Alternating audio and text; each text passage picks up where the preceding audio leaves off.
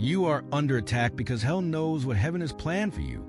Right before your greatest blessing, the enemy wages his fiercest war against you. And if you're feeling crushed, tempted, discouraged, or overwhelmed beyond what you think you can bear, it's a secret sign that breakthrough is closer than it appears, closer than Satan can tolerate. Because the enemy fights hardest not when you're losing, but when you're on the verge of winning. And the shocking truth is that the warfare around you is not about your present. It's about your future. Satan isn't attacking where you are. He's attacking where you're about to go because he sees the door God is opening, the elevation God is preparing, the purpose you are about to step into. And if he can cripple your faith now, he knows he can abort the blessing still unseen, 2 Corinthians 5, verse 7. So when everything in your life seems to be falling apart, it's a hidden warning. Your destiny is too dangerous for the enemy to ignore, and he's terrified of you becoming who you were born to be. Think about Jesus in the wilderness. Right after the heavens opened his baptism, and the Father's voice declared, "This is my beloved Son," Matthew 3, verse 17. Satan immediately launched a full-scale assault in the desert, tempting Jesus with hunger, pride, and false shortcuts. Because if he couldn't stop Jesus at the beginning, he would never be able to stop him at the cross. And the same is true for you. When God marks you for blessing, Satan marks you for battle, and many miss the promise because they mistake the pressure as punishment. But it's really proof that you are next in line for something supernatural. The enemy attacks your mind with fear, depression, shame, lust, and anxiety because he knows if he can distract you, he can delay you. But here's the hidden truth. Romans 8, verse 28 is still active. God is weaving every tear, every betrayal, every failure into your story of triumph. So when you are at your lowest, you are secretly standing on the edge of something that will make sense of everything you ever suffered. And if you collapse now, you will forfeit what was already destined to be yours. Satan also attacks by magnifying your weaknesses right before God uses them, just like Moses, who was mocked for his speech impediment. Exodus 4, verse 10. Before leading a nation with his voice, or David, dismissed as a shepherd boy. Before defeating Goliath, Satan uses lies to make you think you're too broken, too late, too far gone, when in reality, God's greatest victories come to the ones who look the least qualified.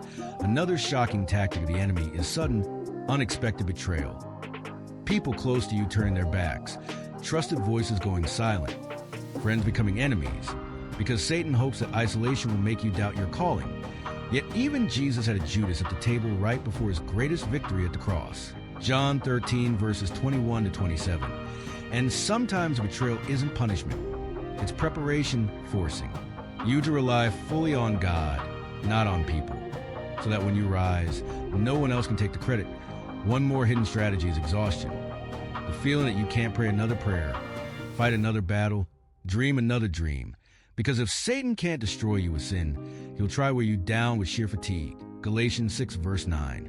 Hoping you'll quit right before the harvest you've been sowing for all these years. But the warning is clear.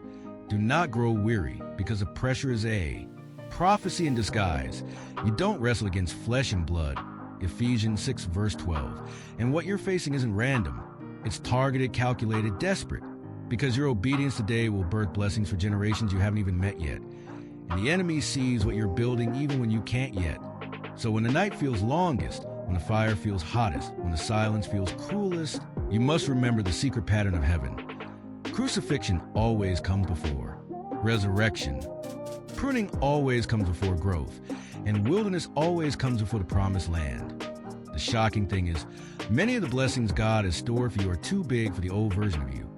So he allows the fire to refine you, the battle to strengthen you, the crushing prepare you, because cheap victories don't last. But what is fought for in prayer, in tears, in obedience, those victories are unshakable, and no weapon formed against you shall prosper. Isaiah 54, verse 17. So, today you stand at a divine crossroads. Give in to the attack and lose what was promised, or rise up wounded and worshiping, fighting back with prayer, fasting, truth, and relentless trust. Because your blessing is closer than it looks. Your breakthrough is bigger than you can imagine. And the only thing Satan can do now is try to scare you out of reaching it. But if you will not faint, if you will not fall for his lies, if you will keep standing even when standing feels impossible, you will see the reward that he'll try to hide from you.